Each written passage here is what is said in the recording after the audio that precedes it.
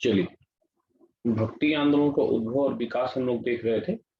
और भक्ति आंदोलन के उद्भव और विकास में प्रथम बिंदु में हम लोगों ने ये कल देखा था कि भक्ति आंदोलन का विकास दक्षिण भारत में कैसे हुआ, और प्रथम चरण में जो भक्ति आंदोलन के दक्षिण भारत का विकास हुआ उसको आचार्य परंपरा कहते हैं।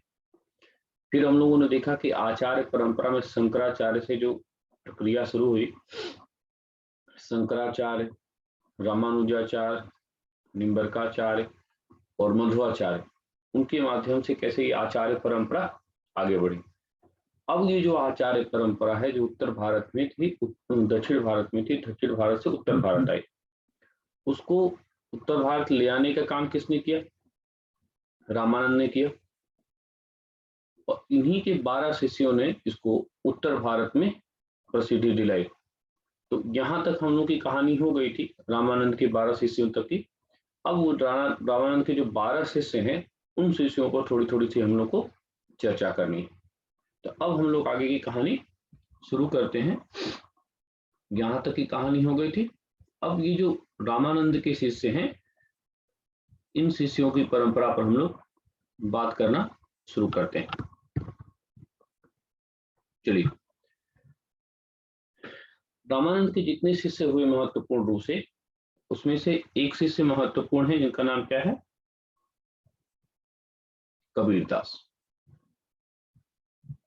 ठीक है, कबीरदास का जो जन्म हुआ वो लोधी वंश की परंपरा में हुआ। तुलनात्मक रूप से कभी कभी अध्ययन आपसे पूछता रहता है। अगर जन्म की बात कहें तो बनारस में लहरतारा, ठीक है, और मृत्यु की बात किया जाए तो ये मगहर।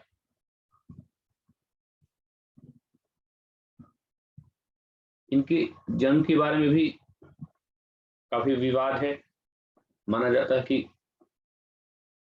जिन माता पिता के घर इनका जन्म हुआ, बाद में उनको तालाब के किनारे छोड़ा गया, फिर वहां से नीरू और नीवा नामक जुलाहे ने इनको देखा, फिर इनका पालन पोषण किया, उन्हीं के घर में इनका जीवन जो है विकसित हुआ। कबीरदास की जो शिक्षाएं हैं वो शिक्षाएं बाद में धर्मदास के द्वारा तैयार किया गया, और वो जो शिक्षाएं हैं उनको 3 भागों में बांटा गया: साखी, सबद, रमणी, यानी कबीरदास की परंपरा। तो थोड़ा सा हेडिंग डालकर पहले 2 लाइन लिखिए, कबीरदास।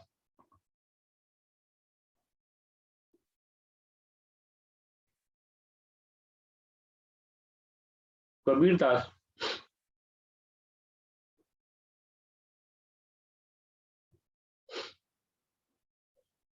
लोधी वंश की परंपरा के समकालीन थे। लोधी वंश की परंपरा के समकालीन थे।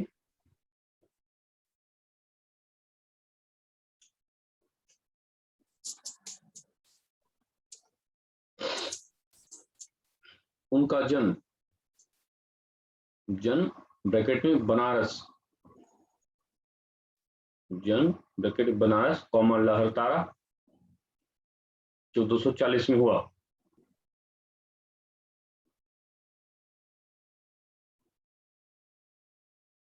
मृत्यु मगहर 1510 में हुई।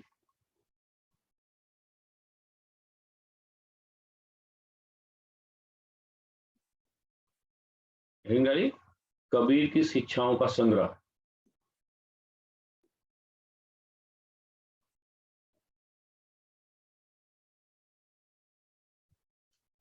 कबीरदास की शिक्षाओं का संग्रह।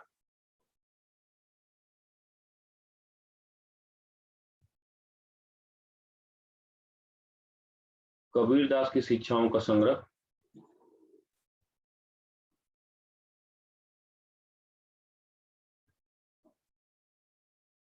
धर्मदास ने तैयार किया।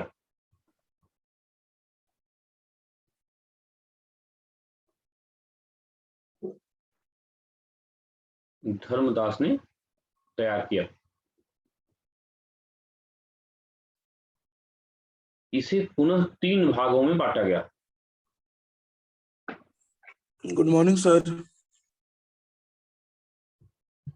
नहीं माना जाएगा गुड मॉर्निंग। सॉरी सर, वो मेरे यहाँ नेटवर्क का बहुत इशू है सर। कल मेरा भी लॉगिन नहीं हो पाया था, आपकी आवाज जैसे गाना बन के आ रहा था। अच्छा चलो बाद में बातचीत किया जाएगा, पढ़ो पहले। अब 3 भागों में बांटा गया। अब थोड़ा 2 मिनट रुकिए। देखिए ये जो 3 भाग हैं, ये साखी है, ये शबद है और ये रमैनी है। ठीक है, तो 3 पार्ट इनका हो गया, साखी, शबद और रमैनी। तो इन 3 पार्ट के माध्यम से इनको हम लोग को समझने का प्रयास करना है। ये जो साखी है, इसमें ये जो सामाजिक समस्याएं हैं, इन सामाजिक समस्याओं को इन्होंने उठाया है। और ये जो सामाजिक समस्याओं को उठाया है, तो जानते थे कि लोग क्या है, चीजों को मानेंगे नहीं ना, इसलिए साखी क्या है, साक्ष्य दे करके बातों को अपने को रखा है, यानी प्रमाण के साथ इन बातों को रखा गया है। जैसे पाहन पूजे हरि मिले, तो मैं पूजू पहाड़, यानी पत्थर के पूजने से अगर ईश्वर मिलता है तो मैं क्या करता हूं, हमारा लक्ष्य हमारा बड़ा होना चाहिए, तो मैं पूजू पहाड़, यानी कि हमको बड़का भगवान मिल जाए। फिर वहां पर जस्टिफाई किया गया है कि नहीं, ताते यह चकिया भली, यानी कि जो चक्की है वो महत्वपूर्ण है, पीस खाए संसार, यानी जीवन में उन चीजों का महत्व होना चाहिए जिसका जीवन में भी वास्तविक रूप से महत्व है। जो बेसिक कर्मकांड है, जो अनावश्यक कर्मकांड है, उनका कोई मतलब नहीं होना चाहिए। उन्होंने क्या किया, साखी क्या है, साक्ष्य है, एक तो एविडेंस है। तो जैसे ना एक वकील जिरह करता है, तो कोई बात है तो वो एविडेंस पे बात करता है, तो जज को भी समझ में आता है। तो वहां उन्होंने एविडेंस दे करके बात करी है ना। और कभी कभी तो एविडेंस आप ही से पूछा है, ये बताइए कि आप क्यों चिल्ला चिल्ला के पूजा करते हैं, पूजा क्यों करते हैं चिल्ला चिल्ला के, क्या आपका खुदा बहरा है, वो नहीं सुन सकता है? और ऐसा नहीं है, पहले ये बताया गया है कि ये सारे जो धार्मिक आंदोलन हैं, ये जो रेनेसा है, उसमें धर्म महत्वपूर्ण नहीं है, जाति महत्वपूर्ण नहीं है। जैसे वर्तमान में क्या होता है, कभी कभी हम गलत चीजों पे कमेंट भी करते हैं, लेकिन उसका हमारा लक्ष्य क्या होता है, दूसरे को पिन करना होता है। हर धर्म में कुछ अच्छी बातें हैं, कुछ बुरी बातें हैं। यहाँ पर जो भी कमेंट किया गया है वो निरपेक्ष रूप में किया गया है। हिंदुवन की हिंदुआई देखी है, तुर्कन की तुर्काई देखी, छोड़ा किसी को नहीं गया है। जो गलत है वो गलत है, एक निरपेक्ष भाव से, एक तटस्थ भाव से सोचा गया है। उसमें कहीं से ये पूर्वाग्रह नहीं है कि मुस्लिम समाज है तो इन पर हम टिप्पणी करें, कि हिंदू समाज है तो इन पर टिप्पणी करें। बस जो गलत है, गलत को गलत कहने का साहस है। गलत को गलत कहने का साहस हम जानबूझ के बोल रहे हैं, क्योंकि वर्तमान जीवन में यही बहुत बड़ी समस्या है, गलत को गलत कहने का साहस लगभग लगभग वो समाप्त हो रहा है। तो यहाँ पर क्या है, साखी में क्या है, साक्ष्य है, प्रमाण दे दे करके उन्होंने अपनी बात को जस्टिफाई किया है। और सामाजिक जीवन की जो समस्याएं हैं, जो रिचुअल्स हैं, जो नकारात्मक क्रियाएं हैं, उनको उन्होंने खंडित किया है। ये जो शब्द है, ये शब्द में पद हैं। किसके पद हैं ये भक्ति के पद हैं, ये भक्ति के पद। ये पद जो हैं, ये भक्ति के पद हैं, यानी यहाँ पर जो हम भक्ति आंदोलन कर रहे हैं, यानी कि ये वो पद होगा।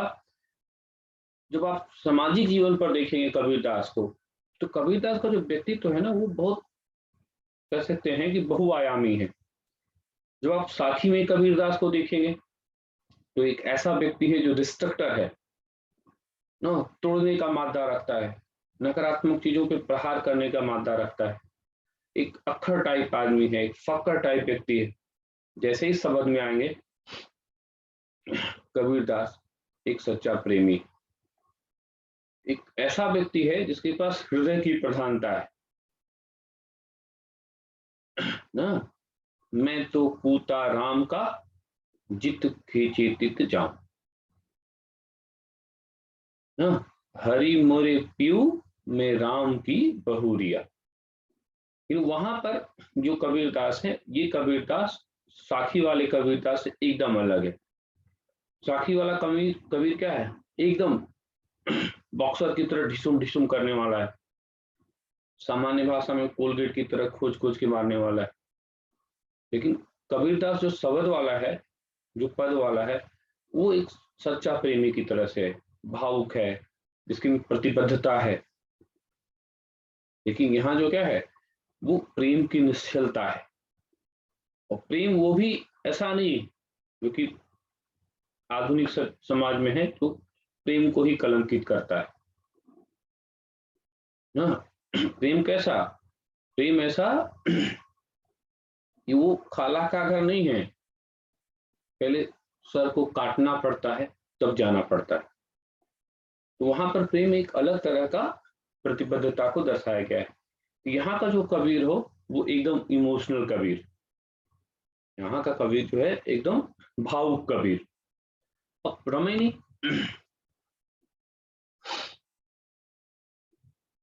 रमैनी ये रमण करने वाला, यहाँ पर वो कबीर है जब ये समझने का प्रयास करता है कि सभी लोगों में तो एक ही तत्व विद्यमान है, एक ही तत्व विद्यमान है जो कि ब्रह्म तत्व है। यानी कहने का मतलब क्या है, वो कबीर यहाँ पर दर्शन की बात करता है। और दर्शन की बात करते करते, दर्शन में क्या होता है कि दर्शन में जब कोई बिंदु, कोई लेखक या कोई व्यक्ति या कोई व्यक्तित्व तो जब अपने टॉप पर होता है तो हम लोगों को उसकी बात उल्टी लगती है ना। वैसे भी ये आधार है, ये एपिक है, ठीक है। तो अगर कोई व्यक्ति यहाँ की बात करेगा तो जो नहीं समझ में आएगा तो उसको लगेगा कि अरे तो यहाँ वाली बात उल्टा बोल रहा है। जैसे एक थोड़ा सा उदाहरण समझिए, इसको थोड़ा सा आप लोग रिएक्ट करिएगा। ये बताइए कि कहीं आप डूबेंगे ना, तो डूबेंगे तो आप उतराना चाहेंगे कि नहीं उतरना चाहेंगे, तो उससे बाहर निकलना चाहेंगे कि नहीं निकलना चाहेंगे। अगर आप कहीं डूब रहे हैं तो उससे बाहर आना चाहेंगे कि नहीं आएंगे, बोलिए आप लोग, तब तो काम चलेगा। कैसे चलेगा, जी सर, निकलना चाहेंगे, निकलना चाहेंगे, ठीक है। तो ये अगर हम बात कहें कि चलो बेटा कहीं से डूबे हो, चलो तुमको निकाल दें, तो आपको लगेगा कि हम सही बोल रहे हैं ना। लेकिन प्रेम ऐसा तत्व है कि आप जब डूबेंगे उसमें से, तो अब बताइए कि आप निकलना चाहेंगे कि उसमें और डूबना चाहेंगे।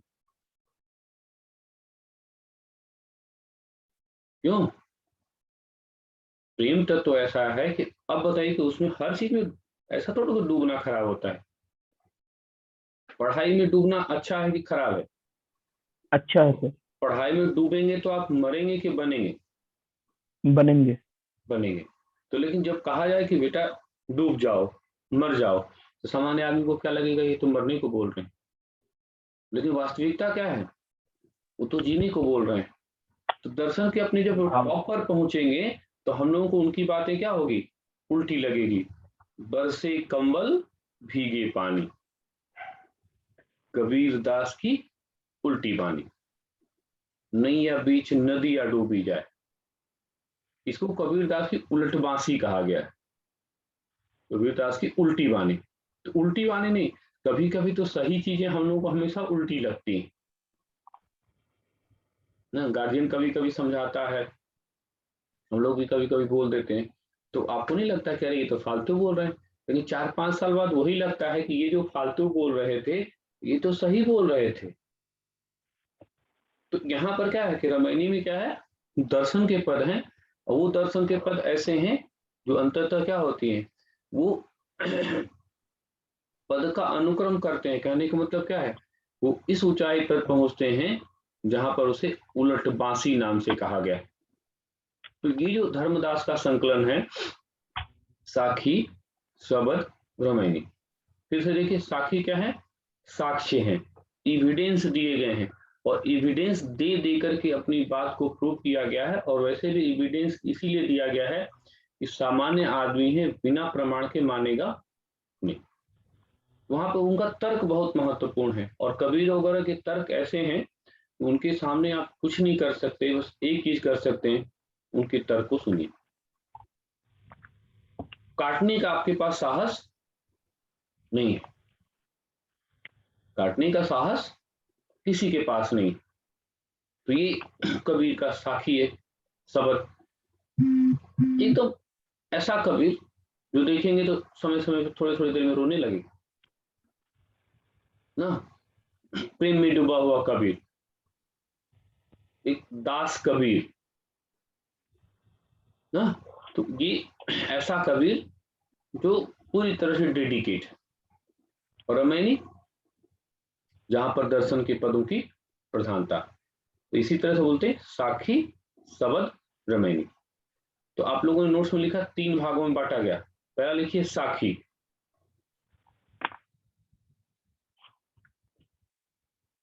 साखी का अर्थ यहां पर साक्ष्य, साक्ष्य से है,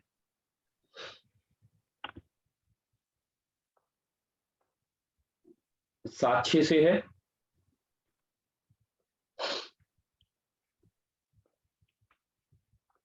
यहां पर सामाजिक समस्याओं को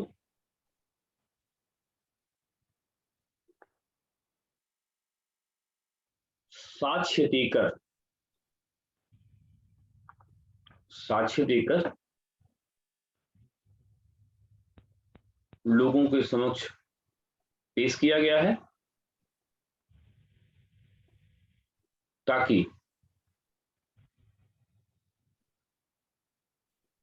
सामान्य जनता सही और गलत का निर्णय कर सके, सही और गलत का निर्णय कर सके।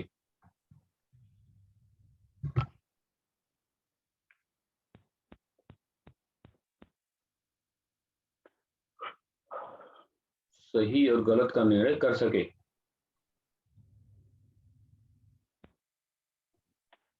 दूसरा सबद, इसमें भक्ति के पद हैं,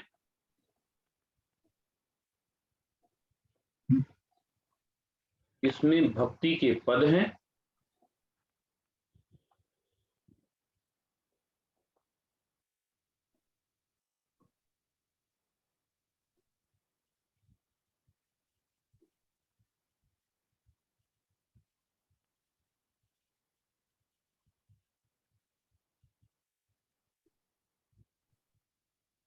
भक्ति के पद हैं, जिसमें प्रेम, प्रतिबद्धता, भावुकता,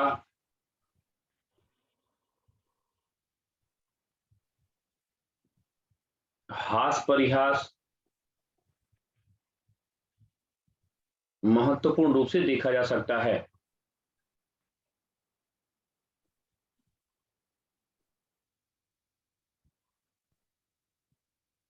रमैनी,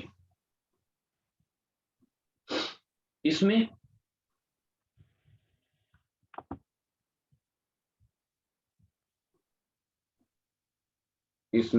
दर्शन के तत्व हैं, दर्शन के तत्व हैं,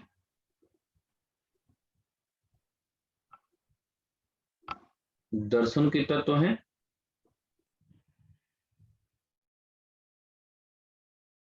दर्शन के तत्व हैं, और दर्शन के तत्व हैं, और अंततः यह उलट बांसियों में परिवर्तित हो जाते हैं। उलट बांसी या उल्टी बानी।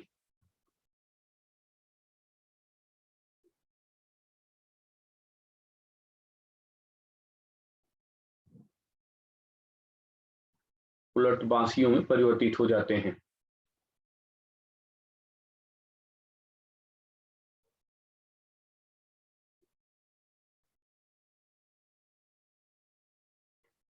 अब देखिए, जैसे जो व्यक्ति जो काम करता है उसी के अनुसार उसका मूल्यांकन होना चाहिए। जैसे अगर कबीरदास हैं, तो कबीरदास क्या है? कबीरदास एक डिस्ट्रक्टर के रूप में है, तो उनका उसी रूप में मूल्यांकन है। वैसे भी जैसे किसी बिल्डिंग या इमारत को बनाना हो और वहां पर अगर पहले कोई दूसरी इमारत हो जो टूटी फूटी हो, तो जितने अच्छे स्तर से उसको सफाई करेंगे तब भवन बनेगा।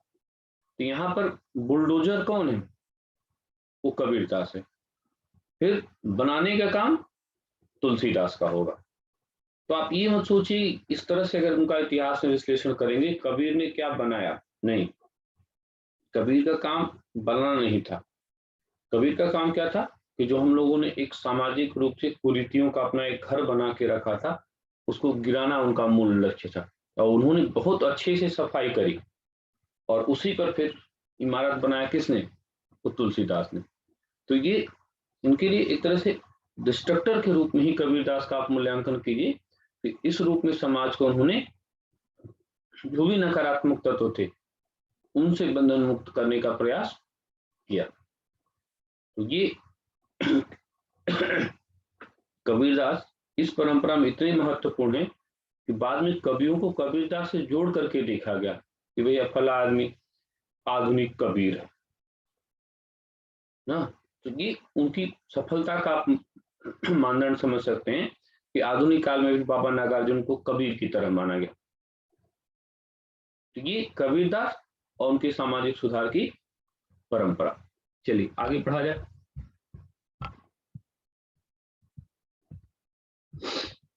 हेडिंग डालिए, नानक की परंपरा तथा भक्ति आंदोलन।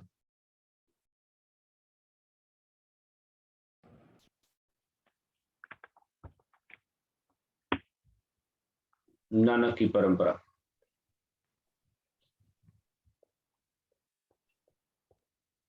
चलिए पहले एक हेडिंग डाल लीजिए, जन्म 1469 तलवंडी। फिर दूसरी हेडिंग डालिए, मृत्यु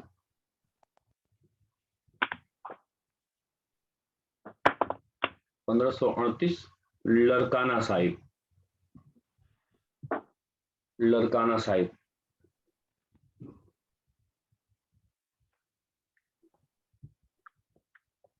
ज्ञान की प्राप्ति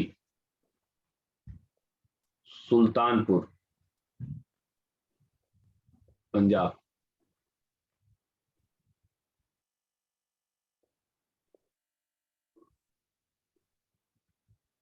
प्रमुख रचनाएं। प्रमुख रचनाएं। पहली रचना जपजी साहब। जपजी साहब। पहली रचना जपजी साहब। ब्रैकेट में लिखिए, नानक का दर्शन प्राप्त होता है।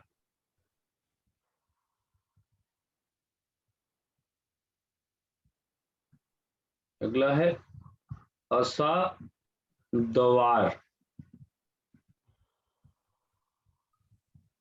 असादवार।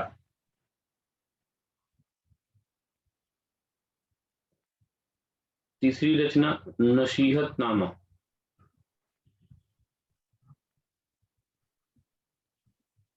नसीहतनामा। और चौथी रचना रोहिला।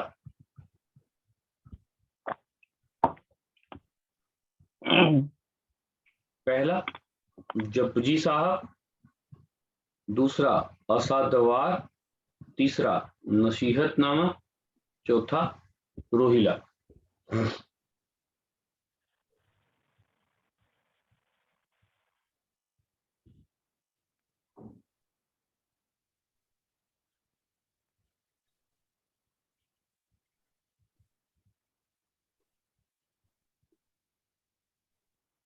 आगे बढ़े। बाद में गुरु अर्जुन देव के द्वारा गुरु अर्जुन देव के द्वारा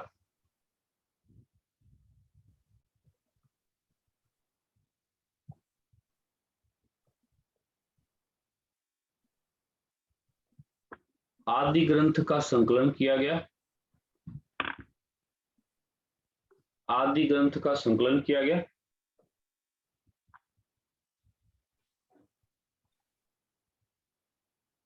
इस आदि ग्रंथ में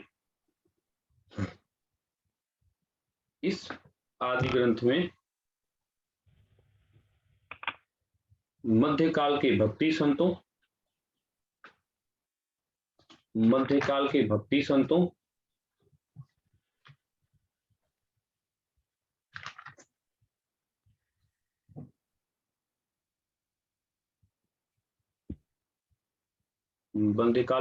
संतों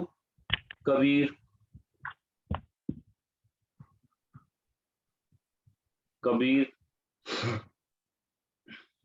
धन्ना, सीना,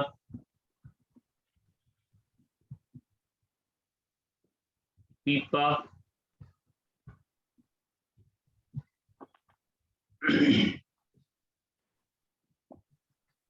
आदि के साथ साथ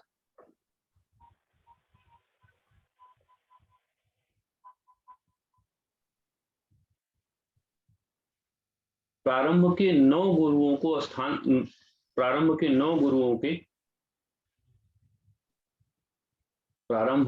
गुरुओं के वचनों का संग्रह है।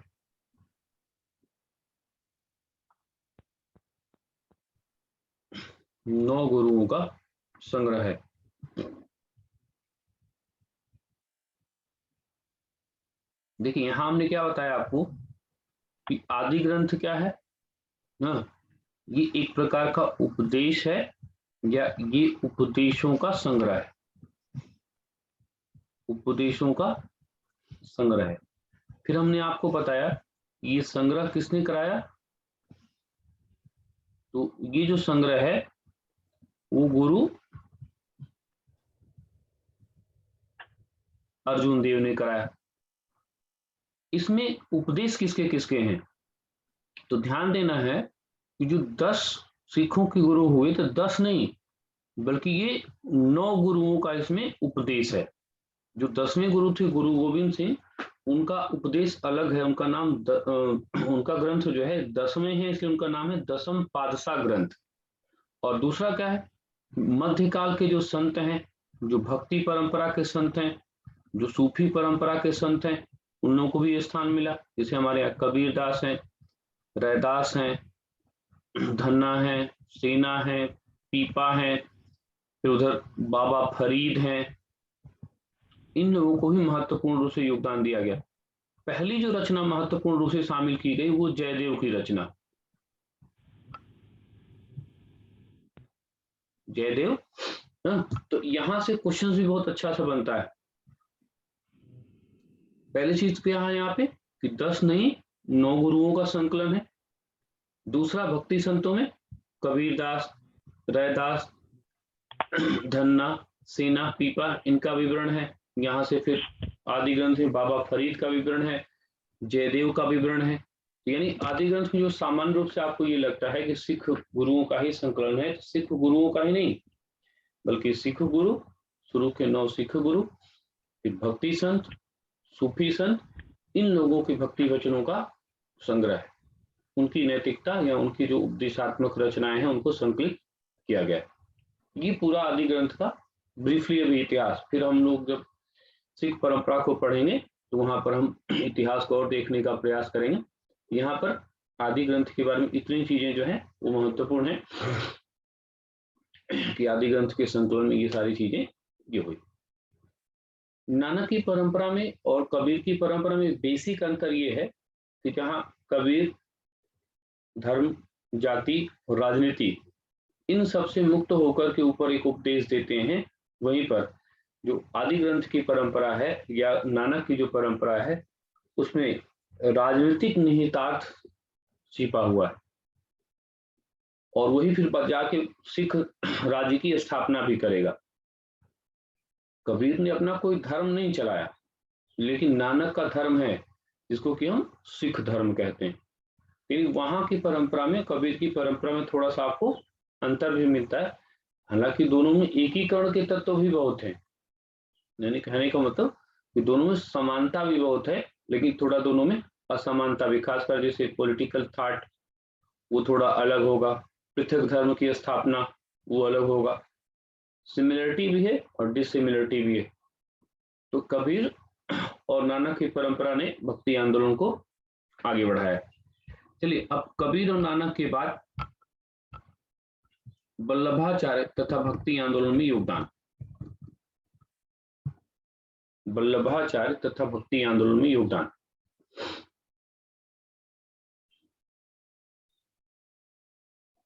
वल्लभाचार्य तथा भक्ति आंदोलन में योगदान। पहले खेरिंग डाल लीजिए जीवन परिचय। जन्म भी वाराणसी में और मृत्यु भी वाराणसी में, जन्म और मृत्यु दोनों वाराणसी। 1479-1531, 1479 से 1531 के बीच में।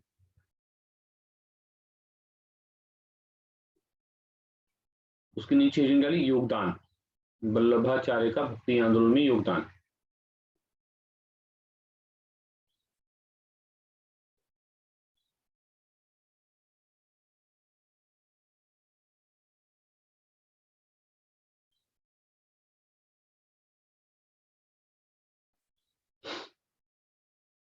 पहला हेडिंग बनाइए श्रीनाथ की पूजा की परंपरा। श्रीनाथ की पूजा की परंपरा। श्रीनाथ की पूजा की परंपरा लिखिए। वल्लभाचार्य के द्वारा, वल्लभाचार्य के द्वारा कृष्ण की पूजा, कृष्ण की पूजा, कृष्ण की पूजा श्रीनाथ नाम से शुरू कराई।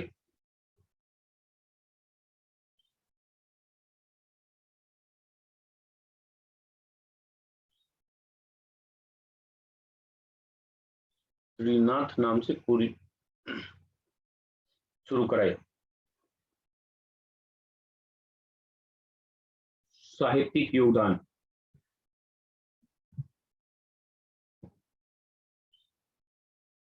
इनके द्वारा, इनके द्वारा सुबोधिनी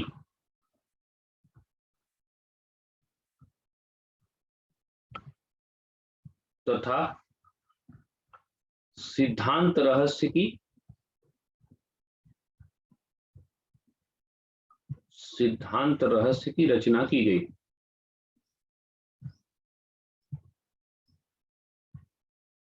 सिद्धांत रहस्य की रचना की गई।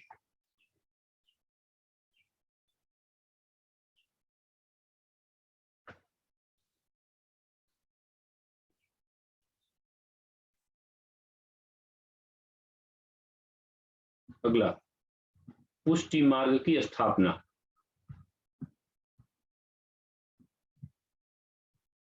पुष्टि मार्ग की स्थापना।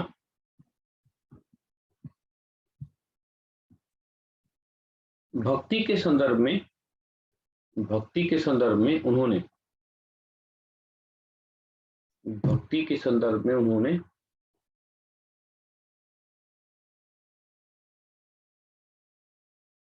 पुष्टि मार्ग की स्थापना की।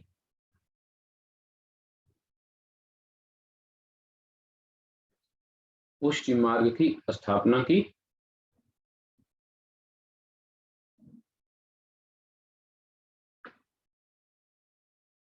और इसी क्रम में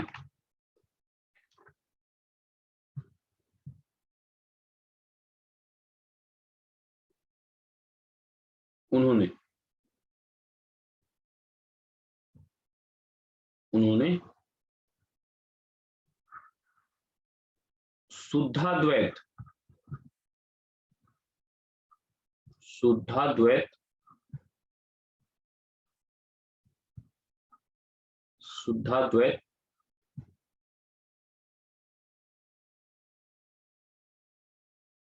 नामक दर्शन का प्रतिपादन किया। शुद्धाद्वैत नामक दर्शन का प्रतिपादन किया और रुद्र संप्रदाय चलाया। रुद्र संप्रदाय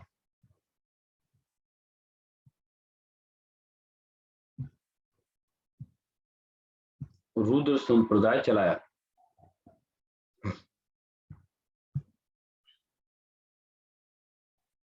रुद्र संप्रदाय चलाया। अब देखिए यहां पर कि एक चीज यहां पर समझना है कि पुष्टि मार्ग क्या है।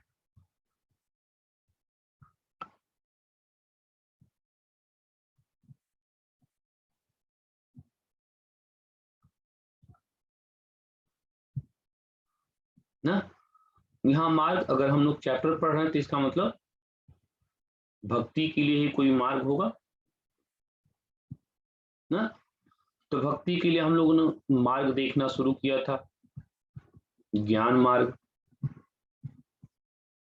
फिर भक्ति के लिए हम लोगों ने देखा था कि भाई प्रेम, ये महत्वपूर्ण है। अब ये तीसरा आ रहा है कि पुष्टि। तो आखिरकार ये पुष्टि क्या है? पहला चीज क्या है कि अगर भक्ति है तो दो व्यक्तियों के बीच में होगा, एक ईश्वर है और एक जीव है। तो पुष्टि मार्ग क्या है? हाँ, ये जो जीव है एक पुष्टि जीव है। पुष्टि जीव का मतलब क्या हुआ कि एक ऐसा जीव जो इस ईश्वर पर या इस भगवत पर क्या करेगा? पूर्ण निष्ठा करेगा। यहां पर इसका मतलब इस भगवत पर क्या है? पूर्ण समर्पण है। यानी अपने आप को इस ईश्वर पर पूरी तरह से सौंप देने का एक आग्रह है। और जब ये पुष्टि जीव ये मान के चलेगा कि जो करना है ईश्वर को करना है, तो जब ईश्वर को करना है, सब कुछ ईश्वर को करना है, तो हम क्यों तनाव में रहें? हमारा पूरा निष्ठा किस पे है? ईश्वर पे। जो कुछ करेगा ठीक करेगा और उसी को करना। तो इससे क्या फायदा हो जाएगा कि अब हम क्या हो गए? हमारा परम पिता ये पूर्ण निष्ठा ईश्वर में हो गई। तो अब हम छोटे से बच्चे की तरह हो गए। तो अब जब हमको हंसने का इच्छा करेगी तो हम हंसेंगे, नाचने की इच्छा करेंगे तो नाचेंगे। इसका मतलब क्या है? हमारा जो जीवन है वो जीवन नहीं रहेगा। हमारा जीवन क्या है? एक उत्सव हो जाएगा, एक उल्लास हो जाएगा। इस बात को नहीं समझ में आना है तो भ्रमर गीत सार पढ़िए। आपको लगता है कि पूरे भारतीय इतिहास की परंपरा में इतना मुक्त होकर के किसी साहित्य में, किसी युग में इतना मुक्त होकर के कभी भी स्त्री जीवन कहीं किसी साहित्य में आपने देखा हो तो बताइए ना। यहाँ तो समस्या ये है कि लोग प्रेम भी करते हैं तो छिपा के। वहां पर प्रेम भी हुआ तो डंके की चोट पर। दूसरा, जब हम किसी से प्रेम कर लेते हैं तो ये भी चाहते हैं कि उसका एक अंश भी दूसरे के पास न जाए। लेकिन यहाँ प्रेम और पुष्टि इस हद तक है कि ये राधा को ये बताया गया कि कृष्ण ने कुब्जा से विवाह कर लिया है। तो सामान्य जीव होता तो लड़ता, हाई कोर्ट जाता, सुप्रीम कोर्ट जाता, तलाक की अर्जी देता। उसने कहा कि नहीं, मुझसे नहीं मतलब, वो तो कृष्ण की समस्या है ना, हमारी समस्या थोड़ा। मेरी पूर्ण निष्ठा क्या है? कृष्ण मारो है, मारो रहेगा। और इतिहास ने ये बताया कि ये जो पुष्टि जीव है ये जो पुष्टि मार्ग है वो सफल रहा, इसलिए कि आज भी हम लोग कुब्जा कृष्ण नहीं कहते हैं, राधे कृष्ण कहते हैं। हाँ, इसका मतलब क्या है, ये पूर्ण निष्ठा। कृष्ण क्या करते हैं वो उनका समस्या है ना, हमारी समस्या क्या है कि एक हो तो सो कयो श्याम सम। कहने का मतलब कि हम क्या हैं, हमारा प्रेम कृष्ण से है। कृष्ण क्या करते हैं वो कृष्ण का मुद्दा है, हमारा मुद्दा नहीं। हमारा तो पूरी तरह से निष्ठा है, हमारी पूरी तरह से आस्था है किसमें, कृष्ण में। और कोई कृष्ण के प्रश्न का उत्तर हम क्यों दें, हमको अपने प्रश्न का उत्तर मालूम है कि कृष्ण मारो हैं और मारो रहेंगे। तो इसका मतलब क्या है, पुष्टि मार्ग या पुष्टि जीव कैसा जीव हो गया, एक ऐसा जीव हो गया जो निश्चिंत रहेगा, सब कुछ ईश्वर को सौंप देने का एक, क्या कह सकते हैं, सब कुछ ईश्वर को सौंप देने का एक आदर भाव लेकर चलने वाला संप्रदाय। तो इस प्रकार के जीव को कोई दिक्कत नहीं होगी। वैसे भी जिसको सब कुछ सौंपने आता है वही बनता है। अपने अस्तित्व को मिटाने के बाद ही अपने अस्तित्व का निर्माण होता है। जब मैं था तब हरि नहीं, अब हरि है मैं नहीं। और ये भी है कि जब हम किसी को, दूसरे को सब कुछ अपना सौंप देते हैं कि वो देखें, तो वो देखे ना, हम क्यों तनाव लें। बच्चों को देखते हैं कभी तनाव में, उनको उससे नहीं मतलब है। भूख लगी है समस्या आप करिए, उनको नींद आ रही है तो आप संभालिए, वो आपके कंधे पे सो जाएंगे। अब ये आपकी जिम्मेदारी है कि वो न गिरे, उनकी जिम्मेदारी नहीं, वो तो गिरेंगे। आप उनको संभालिए। तो ये अपने आप में एक अलग तरह का एहसास है कि कभी कभी क्या होता है, पुष्टि जीव बनने से ढेर सारी चीजों की समस्या का समाधान होता है, लेकिन थोड़ा गहरी चीज है, समझना पड़ेगा ना, ये समझना पड़ेगा। तो इसीलिए समर्पण यहाँ पर क्या है, समर्पण ही महत्वपूर्ण है। और समर्पण नकारात्मक तत्व नहीं है, सकारात्मक तत्व है। इसीलिए कभी कभी समर्पण करने को आप ईगो मत लीजिए, नकारात्मक मत लीजिए। और मैं एकदम सामान्य सी बात बोल रहा हूं कि एक शब्द है, उसको शब्द कहिए, संस्कार कहिए, ये, और ये ऐसा शब्द है, ऐसा संस्कार है कि इस पुष्टि मार्ग को पुष्ट करता है। एक जीव है और एक ईश्वर वाला जीव है। यहाँ जो ईश्वर वाला तत्व है वो स्त्री तत्व है। अब एक ही तत्व है जीवन को सफल बनाने के लिए, ये पुष्टि जीव है, और यहाँ पर उसका पूर्ण समर्पण होना चाहिए। अब इसमें आप अगर ईगो टकराए, तमाम तरह की चीजें आए, तो वो फिर आपके दुखों का कारण बनेगा। क्योंकि एक व्यक्ति यहाँ पर ये होता है जो आपकी चिंता आपसे ज्यादा करता है, नहीं, और ऐसा नहीं है, वो पहले भी है, वो माँ का रूप है, बहन का रूप है, उसी का एक परिवर्तित रूप है। तो ये तो पुष्टि मार्ग, अब जिसका जितने में समर्पण है वही जीवन बेहतर है। और समर्पण नहीं करेंगे तो बने रहिए स्वतंत्र जीव, बने रहिए स्वतंत्र जीव में फिर आप अपने से सब कुछ करिए। और आधुनिक जीवन का यही सत्य है कि हर चीज अपने से करने के चक्कर में तनाव बहुत होता है। क्योंकि हम जब गिरते हैं तो उसका कारण हम मानते हैं, और पुष्टि जीव होगा तो गिरेंगे तो मान लेंगे कि ईश्वर किसी कारण से गिराया होगा, गिराया तो उठाएगा भी। यहाँ तो सब कुछ अपने करने की चाह है, तो उसका दोष भी तो हम ही लेंगे। जब कुछ सब कुछ अपने हाथ से आप करने का प्रयास कर रहे हैं तो दोष भी आपका है। तो ये जो जीव है इसी को पुष्टि जीव कहा गया।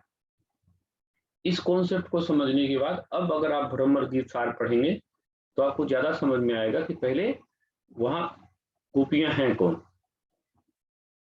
गोपियां जो है वो है कौन। पुष्टि मार्ग क्या है, पुष्टि जीव क्या है, क्यों उनका उतना कृष्ण पर समर्पण है, क्यों कृष्ण पर डाउट नहीं करते हैं।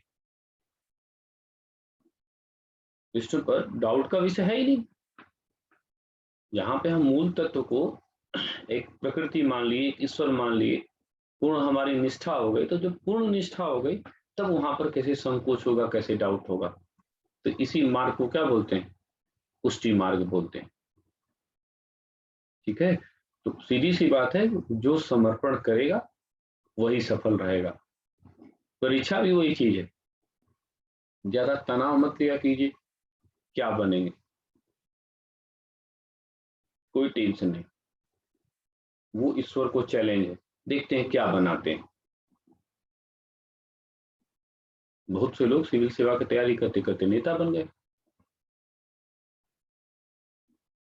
मंत्री बन गए, प्रधानमंत्री बन गए। तो आप इस रूप में बहुत टेंशन मत लीजिए। हाँ, ये कर्म करिए, सृष्टि जीव अपना कर्म करता है,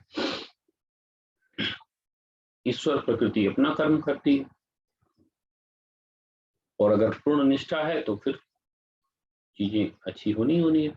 ये जो पुष्टि जीव है क्या है, एक ऐसा जीव जिसमें समर्पण है, जिसमें जो है वो समर्पण है, जिसमें डेडिकेशन है, जिसमें पूर्ण रूप में निष्ठा है। तो इस प्रकार के जीव को ही पुष्टि जीव कहते हैं। जीव वाला ग्राफ बनाइए, ईश्वर और जीव।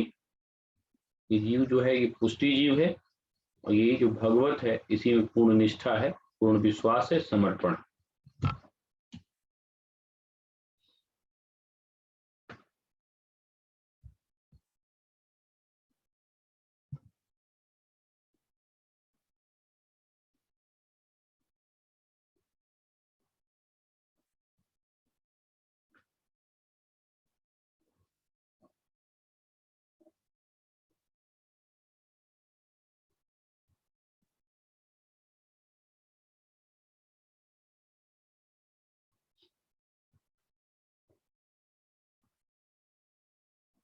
आप लोग का सहयोग आंदोलन बहुत चल रहा है। एक आध लोग वीडियो तो ऑन करके रखा कीजिए, ताकि जिससे तो पता चले कि हाँ समझ में आ रहा है और नहीं समझ में आ रहा है। सर हाँ पूरे मतलब पूरे भक्ति काल में शायद सर मतलब प्रेम पर ही छोड़ दिया गया है। हाँ, सर उन लोग प्रेम मतलब क्यों नहीं करते थे सर? नहीं समझ पाया अनिल, भक्ति को समझ ही नहीं पाए। प्रेम किसको नहीं बोलते सर, हैं? मतलब जोर तो सर दे रहे हैं ना सर कि मतलब इस तरह से मतलब तो मतलब मेरी प्रेम नहीं है। बात समझ रहे हो? तुम प्रेम समझ किसको रहे हो? नहीं सर, जो बोल रहे हैं सर समझ रहे हैं प्रेम सर किसको बोल हाँ, रहे हैं सर। वो प्रेम कर रहे हैं तभी तो तुम्हारे बारे में बोल रहे हैं कि तुम खुदा के बारे में गलत चीज बोल रहे हो। वो तुमसे प्रेम कर रहे हैं, जो आपसे प्रेम करता है वही ना आपको उपदेश देता है।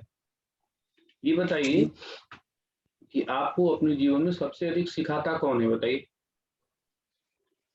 सर माता पिता गुरु सर। माता पिता गुरु। तो इसका मतलब क्या है कि वो माता पिता आपसे प्रेम करते हैं।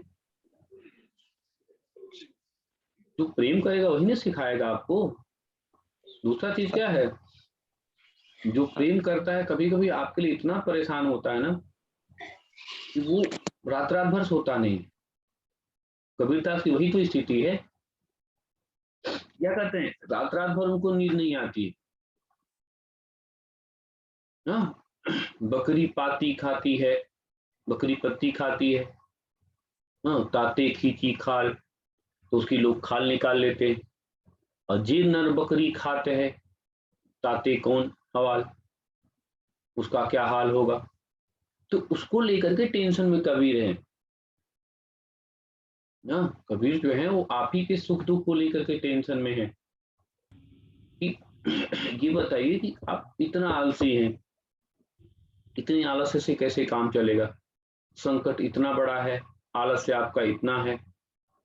तो आपके सुख दुख से, जब कोई व्यक्ति आपके सुख दुख से प्रचालित हो, तो इसका मतलब वही व्यक्ति तो आपसे प्रेम कर रहा है। तो कहाँ आपको लग रहा है कि वो प्रेम नहीं कर रहे हैं? और दूसरा, वो प्रेम कर रहे हैं, आजकल के संतों की तरह ढोंग नहीं कर रहे हैं, इसीलिए सबके बीवी बच्चे थे। क्यों? सब लोगों का विवाह था, पारिवारिक जीवन पद्धति थी। पहली बार ऐसा हुआ कि गृहस्थ संत बन गया। पहले क्या होता था कि जो संन्यास धारण करता था वो संत बनता था। अभी क्या हुआ कि गृहस्थ ही संत बन गया, और संत बनने के बाद भी उसने गृहस्थ कार्य छोड़ा नहीं, काम अपना वो करता रहा है। आजकल के डेट में क्या है, संत ने गृहस्थ काम छोड़ दिए और बाद में उसी से तमाम तरह का दुराचार अनाचार भी निकलता है। आसाराम बापू, गुरु मित्र राम रहीम, तो इन लोगों ने दिखावा वाला जीवन नहीं, जीवन वो गृहस्थ का एक पार्ट है, उसको लेकर के वो चले हैं। तो अगर तुम लौकिक प्रेम की बात करोगे तो लौकिक प्रेम भी तो कर ही रहे हो। फिलहाल यहाँ पर लौकिक प्रेम का प्रश्न ही नहीं। प्रश्न क्या है कि इसको थोड़ा बड़े स्केल पर समझना पड़ेगा। जो व्यक्ति आपसे प्रेम करता है वही सबसे आपसे डरता है, इसीलिए वो आपको सबसे अधिक नसीहत देता है ना। मम्मी किसी एक बात को 10 बार आपको समझाती है, देखो ऐसा करो ऐसा करो ऐसा करो। कभी कभी तो इतना तक डरा देते हैं कि ऐसे करोगे हम नहीं रहेंगे तो क्या होगा, ठीक से किया करो। तो ये कितनी महत्वपूर्ण चीज। तो इनको थोड़ा सा, ये जो आपके भक्ति संत हैं, इनका कैनवास थोड़ा बड़ा है, तो उस रूप में सोचिए। तो अब सोचिए अनिल, चेंज हुआ कि नहीं, कि प्रेम कर रहे हैं कि नहीं कर रहे हैं? Yes sir. हाँ, तो प्रेम कर रहे हैं। सर हाँ, सर प्रेम और आस्था में क्या फर्क है? कोई फर्क नहीं। सर आपने जैसे उस दिन आपने बताया था कि आस्था का सच्चा अर्थ होता है स्वीकार करना। हाँ ठीक। और सर इसमें जो है सर एक तरह से ये भी है कि अपने आप को पूर्ण रूप से ईश्वर को समर्पित कर देना। तो सर आस्था और प्रेम, पहली बात ये है कि ये क्या मैं कह रहा हूँ कि जिस पर डाउट होगा उससे प्रेम हो ही नहीं सकता। जी सर। जिस पर डाउट होगा उससे प्रेम कैसे होगा? तो जिस पे पूर्ण निष्ठा होगी उसी से तो प्रेम होगा जी सर। ना। और वो भी एक पूर्ण निष्ठा भी अस्थाई प्रकृति का हो। ऐसा ना हो कि कोई बता दे कि वो किसी और से प्रेम करते हैं तो उसको आप कट्टा लेके निकल गए मारने। यहाँ पर वो उसमें अस्थायित्व का भाव है। मैंने अभी क्या बताया आपको, किसी एक स्त्री को सबसे बड़ी समस्या कब होती है, जब उसको ये बताया जाए कि उसका पति दूसरे से प्रेम करता है, दूसरे से उसका विवाह हो गया। वहां बताया गया राधा को कि कृष्ण भगवान ने कुब्जा से विवाह किया। उसने क्या कहा, कोई मैटर नहीं करता, वो उनका काम है, वो जाने ना, और हमारा काम क्या है, हम तो भाई कृष्ण से प्रेम करते हैं। ये देखिए अस्थाई आस्था। और जब इतना आप किसी से अस्थाई आस्था रखते हैं तो देखिए सफलता भी मिली। कुब्जा को सामान्य अगर जीवन में पूछा जाए तो कोई बता पाएगा कुब्जा कौन है? कुब्जा को कोई नहीं बता पाएगा, लेकिन राधा सब बता पाएंगे। तो ये जो अंतर आया कहां से आया? वही अंतर आया प्रतिबद्धता से, पूर्ण आस्था से, पूर्ण समर्पण से। और आजकल का जीवन में सबसे बड़ी समस्या क्या है, हमको किसी चीज पे आस्था ही नहीं, किसी चीज पे निष्ठा नहीं है। विवाह हो गया, पत्नी का मोबाइल चेक कर रहे, कोई मैसेज तो नहीं आया है, कोई मैसेज तो नहीं आया है। तो इस तरह की निष्ठा को लेकर के आपके जीवन में तनाव नहीं आएगा तो क्या आएगा? आपको खुद ही अपने आप पे प्रतिबद्धता नहीं है कि नहीं कोई है, मेरा है और रहेगा। आपको खुद ही डाउट हो जाता है, मार्केट से कोई घंटा लेट आया, आपको तमाम तरह की निगेटिव चीजें दिमाग में घूमती है, तो कहाँ आपका आस्था है? इसका मतलब आपको आस्था नहीं। ठीक है, तो ये जो दर्शन का विकास हुआ उसी को पुष्टि मार्ग बोलेंगे। तो अब हमको लग रहा है थोड़ा थोड़ा आप लोगों को पुष्टि मार्ग समझ में आ रहा होगा कि पुष्टि क्या है। एक प्रकार का विशेष प्रकार का जीव है जो ईश्वर में अपने आप को पूर्ण रूप में समर्पित कर देता है, और इसी रूप में क्या है, तनाव रहित है। तो अगर तनाव से मुक्त होना है तो पुष्टि जीव बनिए, लेकिन बहुत अच्छा आदमी ही दूसरे पे पूरा विश्वास कर पाता है। अगर आप में ऐसा है तो आप करके देखिए और तनाव से मुक्त रहिए। ठीक है, अब देखिए यहाँ पर ये जो परंपरा है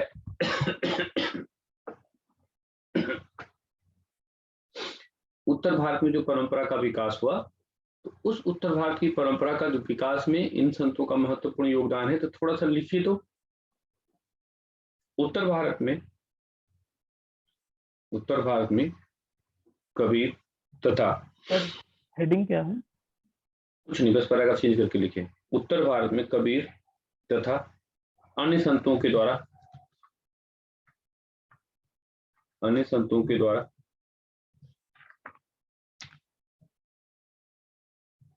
अन्य संतों के द्वारा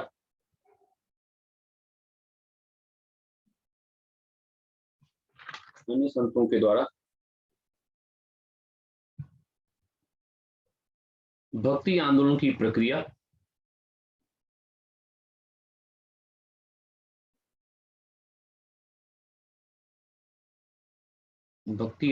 प्रक्रिया को आगे बढ़ाया गया।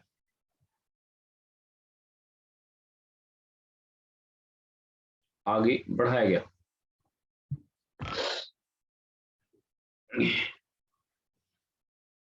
इसी क्रम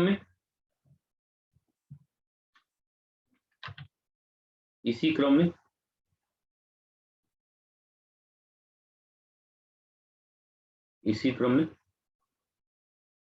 डैश नीचे लिखे नंबर 1 रैदास।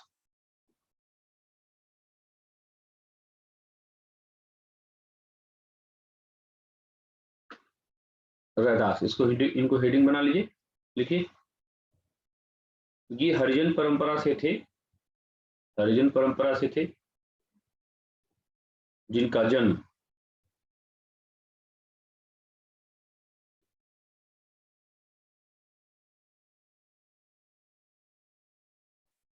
वाराणसी में हुआ था।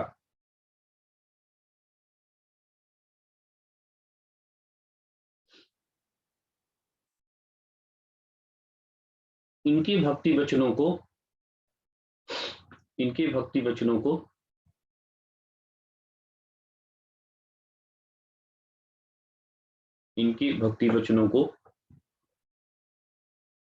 आदि ग्रंथ में स्थान दिया गया।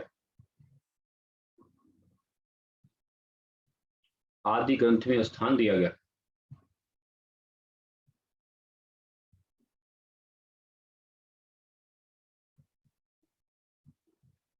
आदि ग्रंथ में स्थान दिया गया।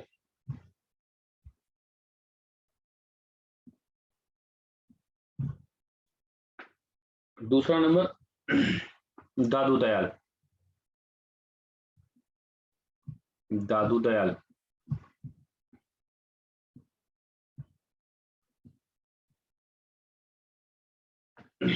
इनका जन्म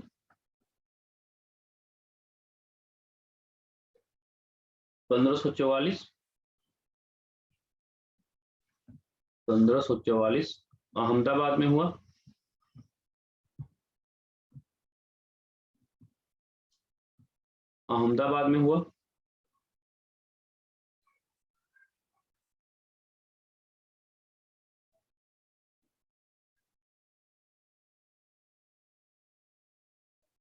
इनके द्वारा निपक्ष संप्रदाय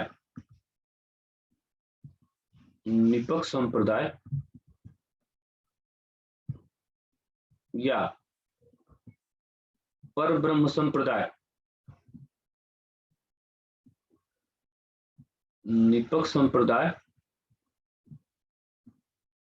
परब्रह्म संप्रदाय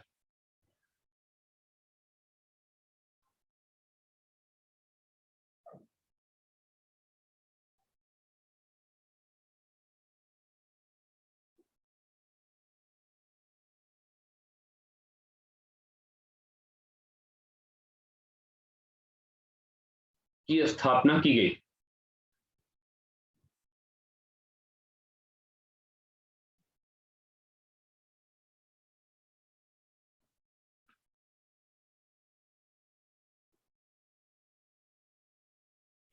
इनके शिष्यों में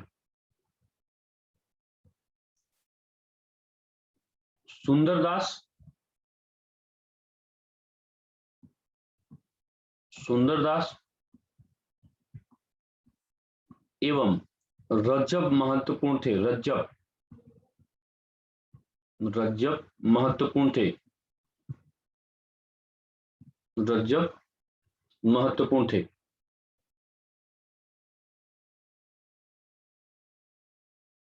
जिस प्रकार कबीर के भक्ति वचनों का संग्रह जिस प्रकार कबीर के भक्ति वचनों का संग्रह धर्मदास ने तैयार किया,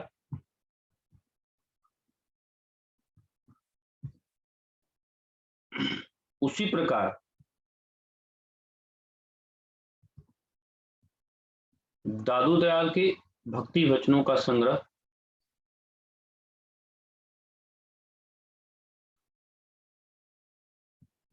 रज्जब ने तैयार किया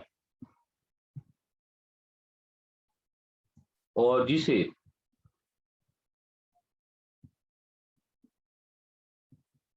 अंग बंधु नाम दिया गया। जिसे अंग बंधु नाम दिया गया।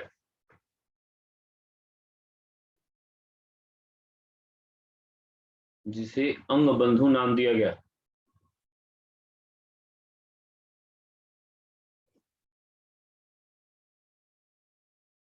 जिसे अंग बंधु नाम दिया गया।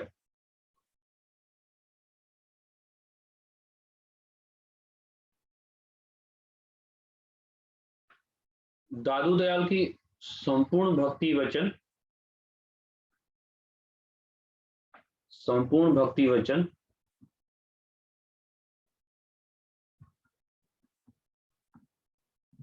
वाणियां नाम से संकलित किए गए। वाणियां नाम से संकलित किए गए। वाणियां नाम से संकलित किए गए।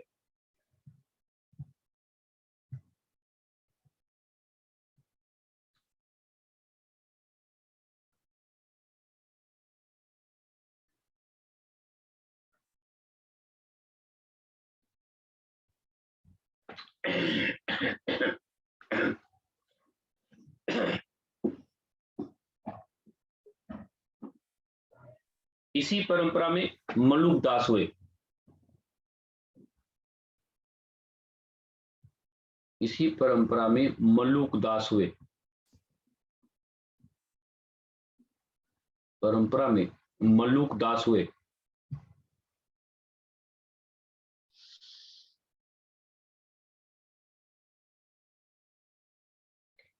जिनका जन्म प्रयागराज में हुआ था। इलाहाबाद भी लिख सकते हैं।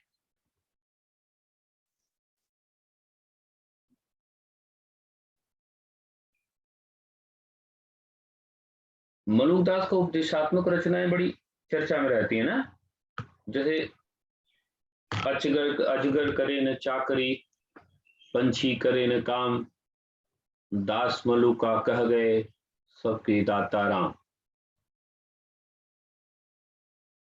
क्यों? क्या निहितार्थ है इसका? इसका निहितार्थ क्या है? कहने का अर्थ क्या है? कौन बताएगा? इसका अर्थ क्या है, ये कौन बताएगा? या कहने का भाव क्या है?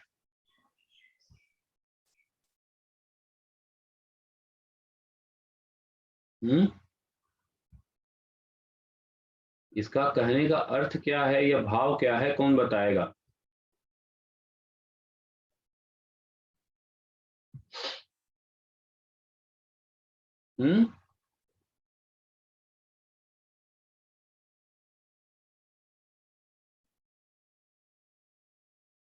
Arun, yes sir. इसका क्या निहितार्थ होगा?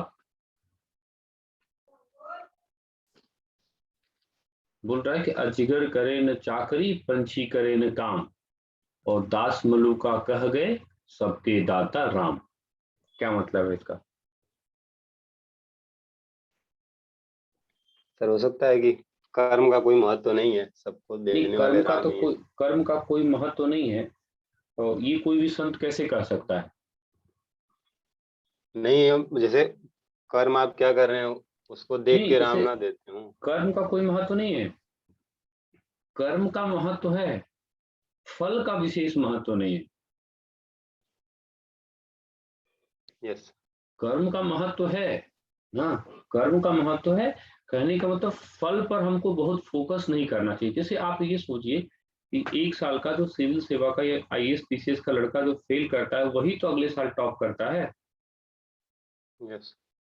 तो इसका मतलब क्या है कि आप कर्म करिए, फल से आपको नैराश्य भाव नहीं आना चाहिए।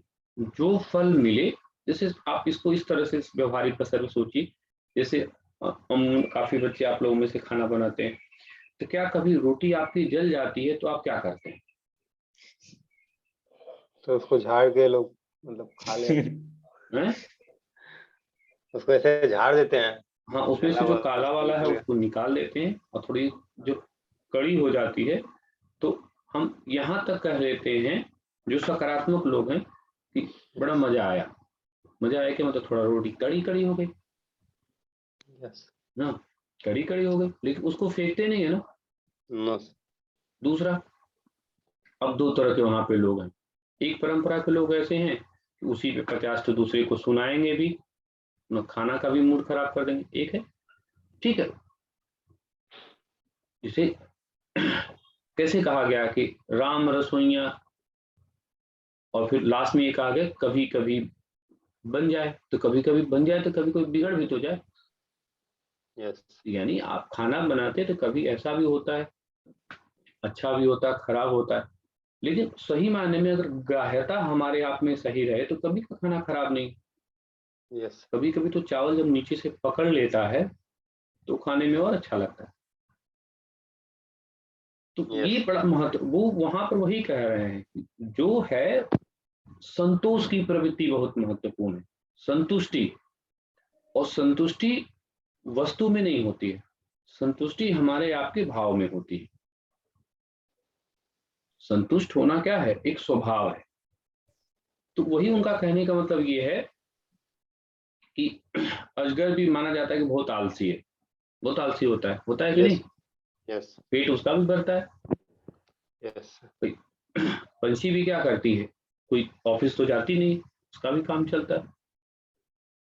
तो कहने यस। का उनका ये मतलब ये नहीं कि अकर्मण्य बना रहे हैं, कहने का मतलब ये है कि थोड़ा संतोष की प्रवृत्ति को धारण करिए, संतुष्टि का प्रवृत्ति धारण करिए। आजकल के यही डेट में तो है ना कि जिसके पास जितना है वो उसका असंतोष की प्रवृत्ति है। यहाँ तक कि कभी कभी जो लोग जिस नौकरी में तो कहते हैं कि इसमें नौकरी करने लायक नहीं, हम अपने प्रोफेशंस को खराब कैसे कह सकते हैं, और अगर खराब कह सकते हैं तो वहां पर हम बेस्ट कैसे दे सकते हैं? हम जिस प्रोफेशन में हैं अगर उसको जब तक बेस्ट नहीं मानेंगे तब तक हम वहां बेस्ट कैसे देंगे? तो उनके कहने का मतलब ये है कि संतुष्टि का भाव बड़ा महत्वपूर्ण है। यस। वहां पर वो भी कबीरदास की तरह एग्जाम्पल देके दिखाते हैं कि इतना आलसी आदमी का भी पेट, और इतना बड़ा पेट है, भर जाता है ना।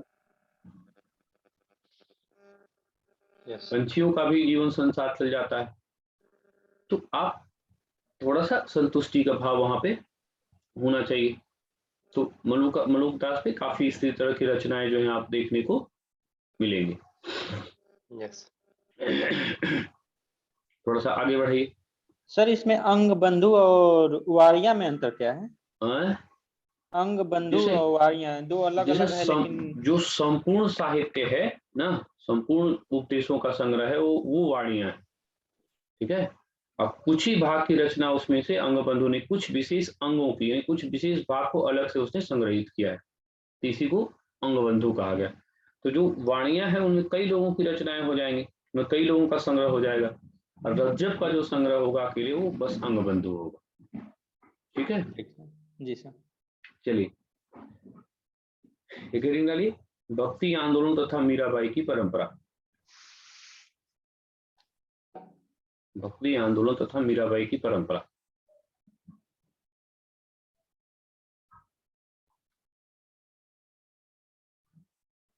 मीराबाई का जन्म 1498 में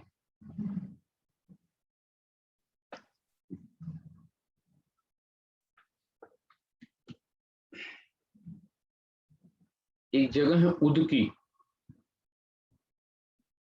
एक जगह है उदकी, मेड़ता में हुआ। उदकी जगह का नाम और जिला मेड़ता में हुआ, राजस्थान।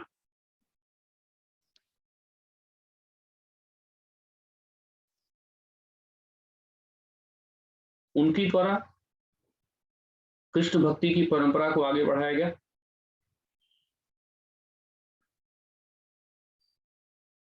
कृष्ण भक्ति की परंपरा को आगे बढ़ाया गया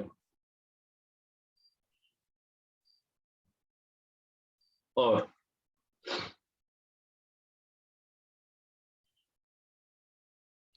भक्ति भाव को विस्तारित किया गया।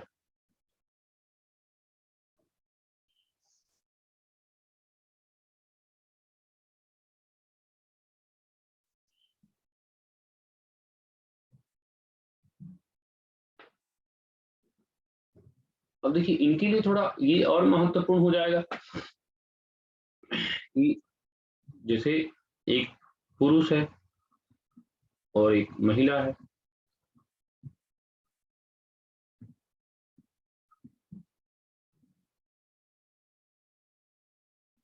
ठीक है। कभी कभी तो अगर पुरुष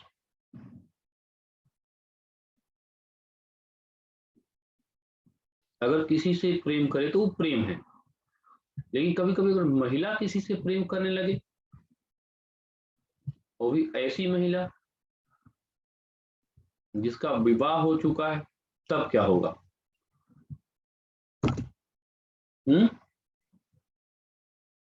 पुरुष तो किसी से प्रेम कर ले तो उसको प्रेम कहते हैं, महिला तो सामान्य व्यवहार में प्रेम भी कर दे तो समस्या क्रिएट होगा, उसके चरित्र पर संकट होगा, और वो भी चरित्र पर संकट तब तो और बड़ा हो जाएगा जब वो विवाह है। तो ये परंपरा जो है मीराबाई की परंपरा, उसी का एक चैलेंज है। कहानी में सब लोग आप लोग पढ़े हैं कैसे उनको जहर दिया गया, कैसे वो बच गई, तमाम तरह की चीजें आप देख सकते हैं। लेकिन एक प्रकार से भक्ति आंदोलन में महिला स्वतंत्रता, आप ये कह सकते हैं कि महिला स्वतंत्रता के तत्व को धारण करने वाली ये पहली संत है, जिनको हम लोग मीरा के नाम से जानते हैं। और वो मीरा नहीं है बल्कि क्या है, वो समाज के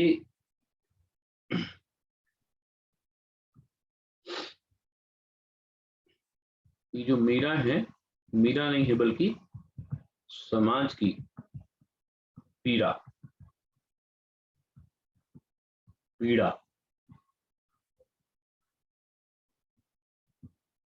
दुख को अभिव्यक्त करने वाली एक इकाई,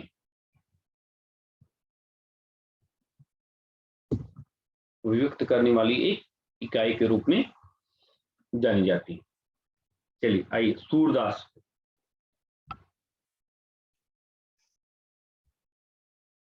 सूरदास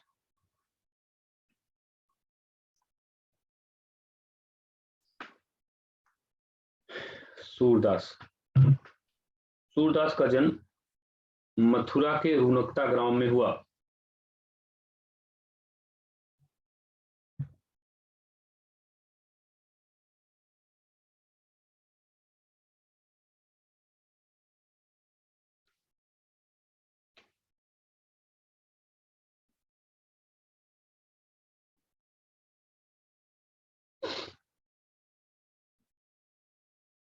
सूरदास अकबर और जहांगीर दोनों के समकालीन रहे।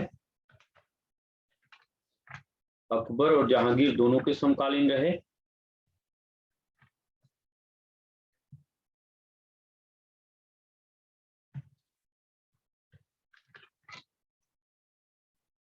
दोनों के समकालीन रहे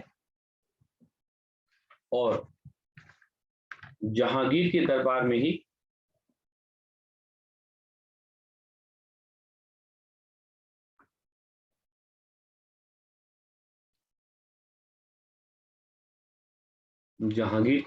ही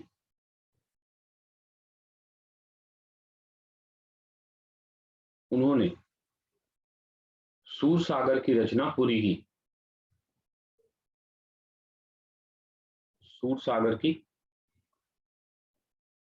रचना पूरी की।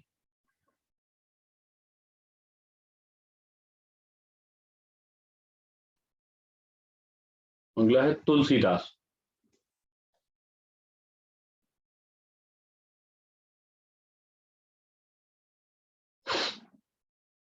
तुलसीदास का जन्म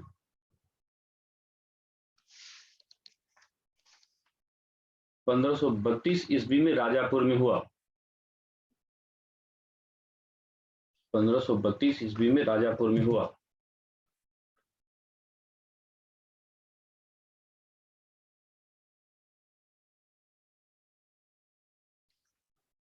उनके पिता आत्माराम दुबे,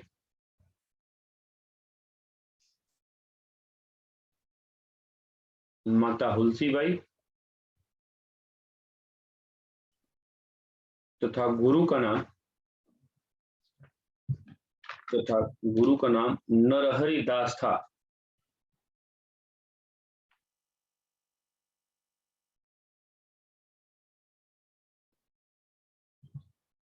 नरहरि दास था।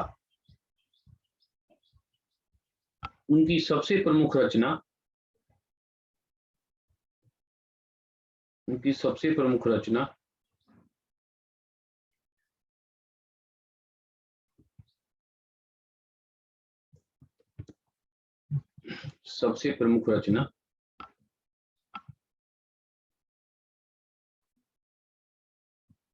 रामचरितमानस मानी जाती है।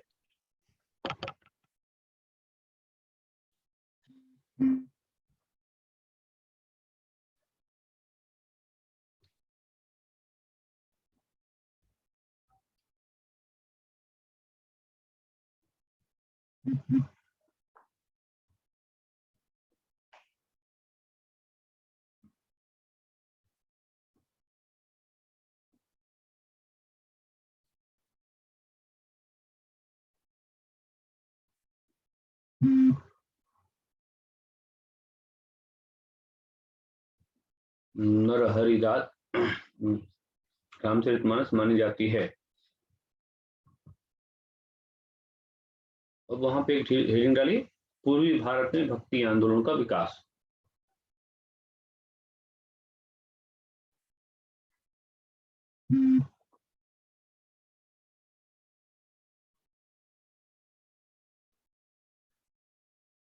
अब देखिए यहां पर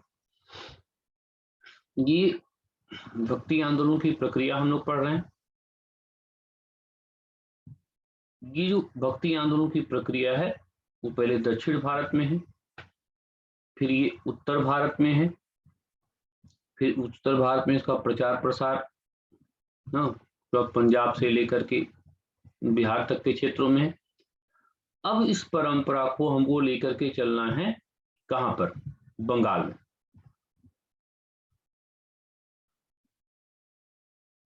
ठीक है, इस परंपरा को बंगाल में ले जाने का काम चैतन्य महाप्रभु के द्वारा किया गया।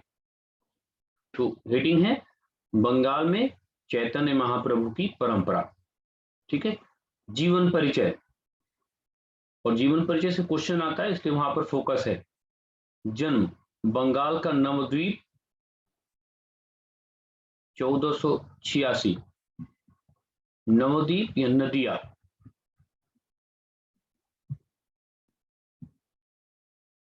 बंगाल नवद्वीप या नदिया में हुआ था 1486।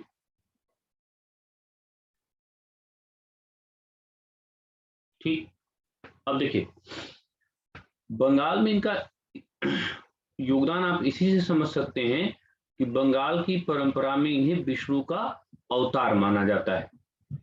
यानी बंगाल की परंपरा में इन्हें विष्णु का अवतार माना जाता है। विष्णु का अवतार माना जाता है।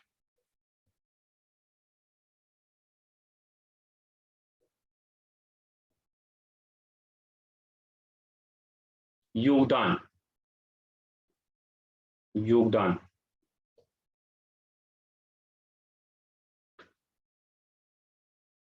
पहला योगदान, वृंदावन को आधुनिक स्वरूप प्रदान किया।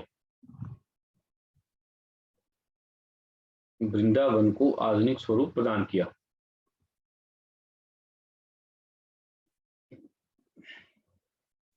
दूसरा,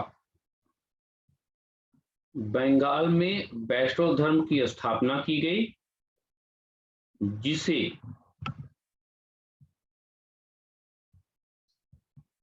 जिसे गौड़ीय वैष्णव धर्म कहा जाता है। गौड़ीय वैष्णव धर्म कहा जाता है।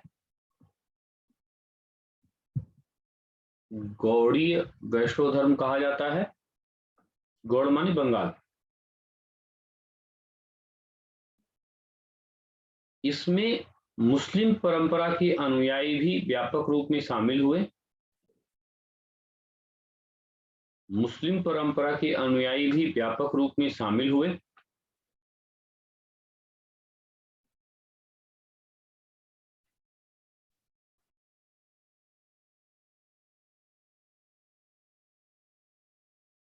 और इस रूप में इस परंपरा को बाउल परंपरा के नाम से भी जाना जाता है।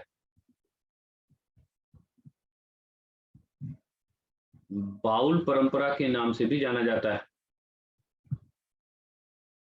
बाउल परंपरा के नाम से भी जाना जाता है।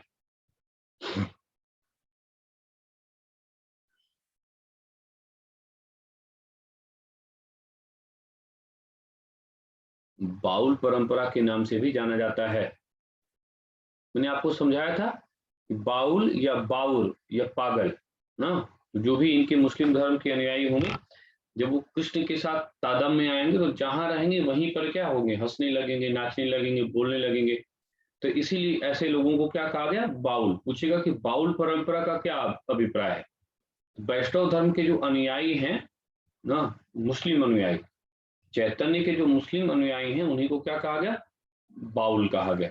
चलिए, दर्शन का प्रतिपादन, हेडिंग।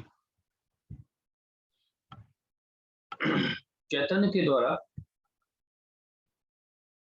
के द्वारा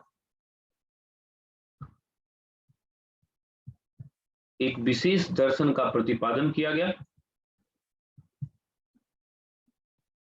जिसे अचिंत्य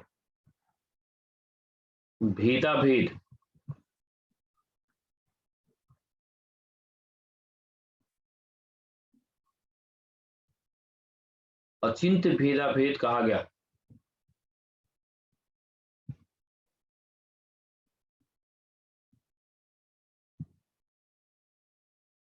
अचिंत्य भेदाभेद कहा गया।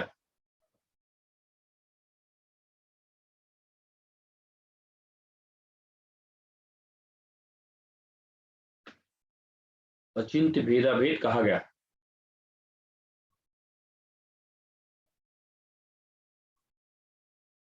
चौथी हेडिंग, भक्ति में नई परंपरा की शुरुआत।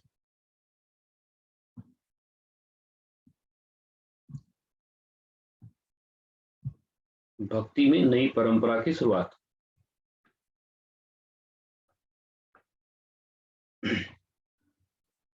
इनके द्वारा भक्ति में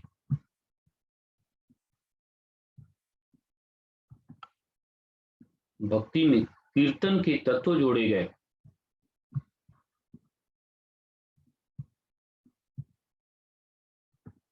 भक्ति में कीर्तन के तत्व जोड़े गए। ये जो हर कीर्तन होता है संगीत की परंपरा है, वो हर कीर्तन या संगीत की परंपरा की शुरुआत किसके समय हुई है? चैतन्य के समय हुई है।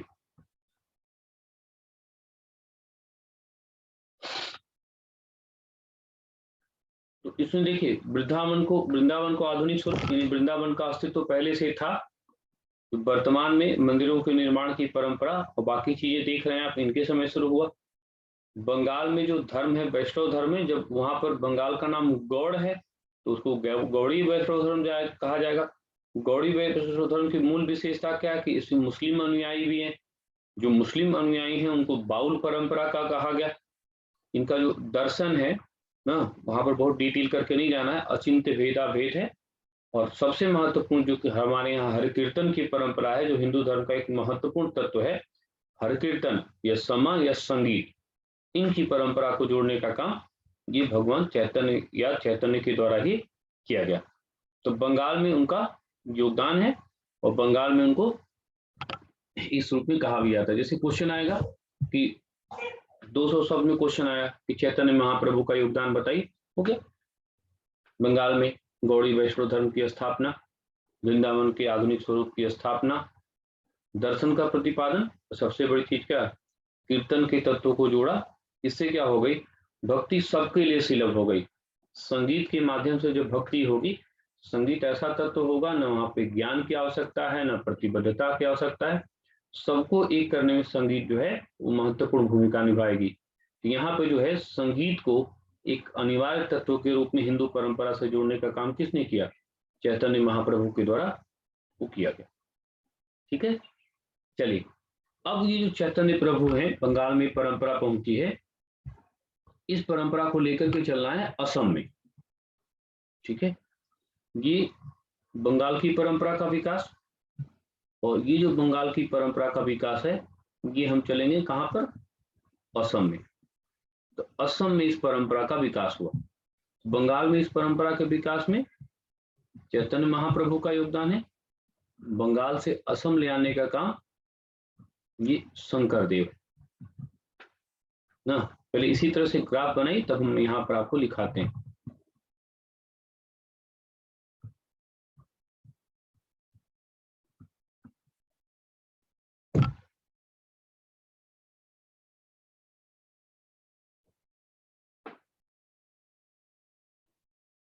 शंकर देव को असम का चैतन्य कहा जाता है। शंकर देव को असम का चैतन्य कहा जाता है। इनके द्वारा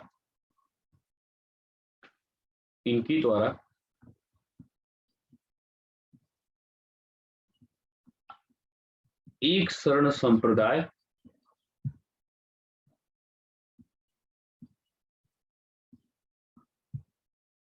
या महापुरुषीय धर्म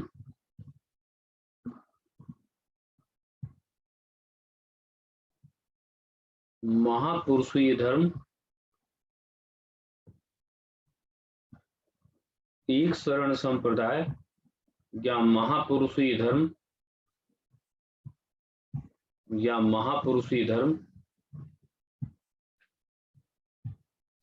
की स्थापना की गई।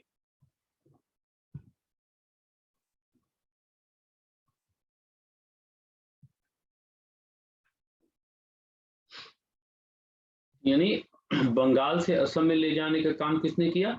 शंकर देव ने किया। शंकर को क्या कहा जाता है? असम का चैतन्य। तो जो काम बंगाल के लिए चैतन्य महाप्रभु ने किया, वही काम असम या कामरूप के लिए शंकर देव ने किया। इनकी जो अवधारणा है उसको एक शरण संप्रदाय या महापुरुषी धर्म के रूप में जाना जाता है। तो महापुरुषी धर्म की परंपरा का विकास जो है वो यहीं से देखने को मिलता है। तो ये उत्तर भारत में परंपरा का विकास ये इस तरह से देख सकते हैं। यानी ये जो हमारा भक्ति आंदोलन है, इसको आप इस रूप में देखिए, ये भक्ति आंदोलन हुआ, ये साउथ से चला, नॉर्थ में आया, नॉर्थ में इसका स्वरूप विस्तृत हुआ, फिर वो बंगाल में गया, फिर वो असम गया। अब वो फिर वापसी करेगा, फिर वो दक्षिण भारत में आ रहा है, और यहाँ पर जो आएगा तो अब इस आंदोलन को हम कहेंगे मराठा धर्म या महाराष्ट्र धर्म। और ये जो महाराष्ट्र धर्म होगा भक्ति आंदोलन की परंपरा और मराठा धर्म की जो भक्ति आंदोलन की परंपरा होगी, ये महाराष्ट्र में जो भक्ति आंदोलन होगा अन्य परंपराओं से महत्वपूर्ण रूप से अंतर को प्रकट करेगा, खासकर राजनीति के साथ उसका जुड़ाव, उसके धर्म संस्कार में धर्म के तत्वों पर अतिशय बल, उनका एक तरह से धर्म के प्रति अतिशय बल और एक प्रकार का उनका अक्खड़ स्वभाव, और खासकर अपनी धर्म परंपरा के प्रति क्या मोह और दूसरे के प्रति थोड़ा थोड़ा नकारात्मकता का भी भाव आने की प्रवृत्ति यहाँ पर देखने को मिलती है। और इसका प्रभाव इसीलिए राजनीतिक तत्वों पे भी देखा जा सकता है। जैसे शिवाजी के योगदान में महाराष्ट्र के भक्ति संतों का योगदान आप देख सकते हैं। तो महाराष्ट्र में भक्ति आंदोलन का विकास,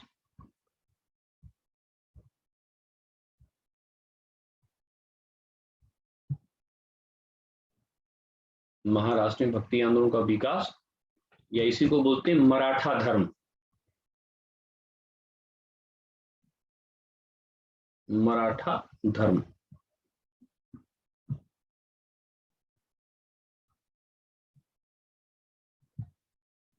थोड़ा इसको इस तरह से फिगर के माध्यम से इसको बना लीजिए, जैसे ये भक्ति है, ये दक्षिण भारत से आई,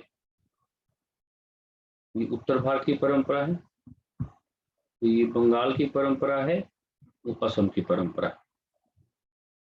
ठीक है, अब ये जो भक्ति है,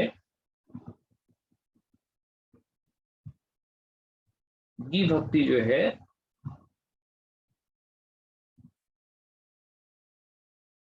ये पुनः दक्षिण भारत में प्रवेश करती। इसका मतलब क्या है, इसका पुनरागमन हो रहा है। तो पहले फेज में और इसमें थोड़ा अंतर भी होगा।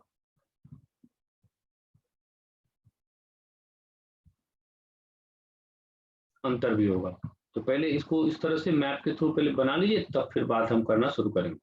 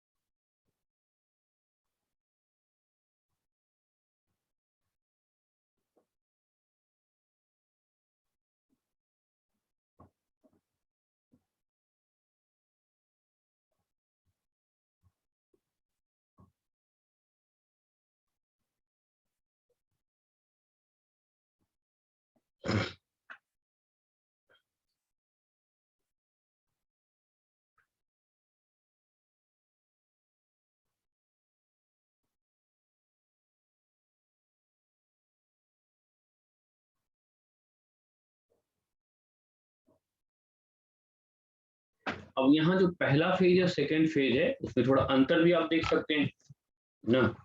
जो पहला परंपरा था ये आचार्य परंपरा के संत थे, यहाँ एक तरह से संत परंपरा आ गई ना। यहाँ पर क्या है,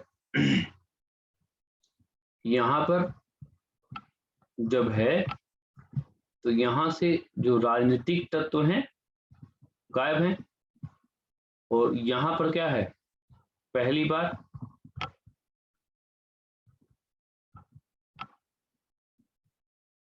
राजनीतिक तत्व महत्वपूर्ण है।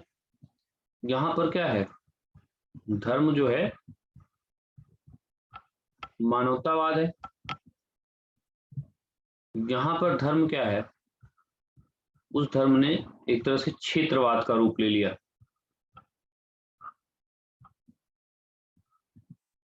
धर्म ने क्षेत्रवाद का रूप ले लिया, यानी पूर्वाग्रह अपने क्षेत्र के प्रति, अपने लोगों के प्रति अधिक हो गया।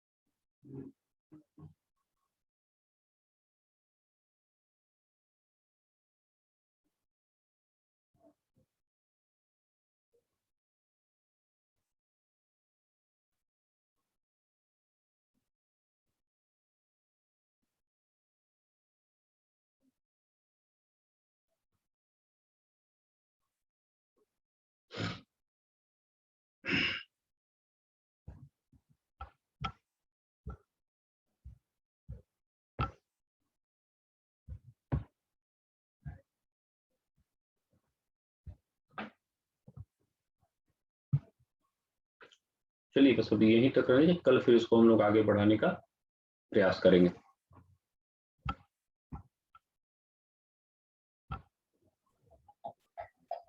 आजकल आप लोग बहुत खामोश चल रहे हैं, क्या बात है?